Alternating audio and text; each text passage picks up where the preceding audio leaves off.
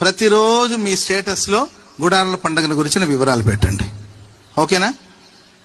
ఆ తర్వాత గుడారాల పండుగ గురించి ఏదో ఒక అంటే మన పాంప్లెంట్ కానీ, లేకపోతే మన మన మన యూట్యూబ్ ఛానల్లో కానీ అండ్ మన వాట్సాప్ గ్రూప్లో కానీ గుడారాల పండుగను గురించిన విశేషాలు ఎప్పటికప్పుడు అందిస్తూ ఉంటారు.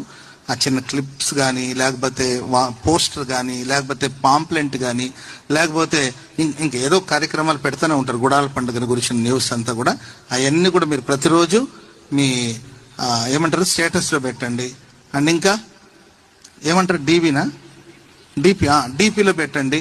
మొత్తం మీద పబ్లిసిటీ చేయండి బీభత్సంగా.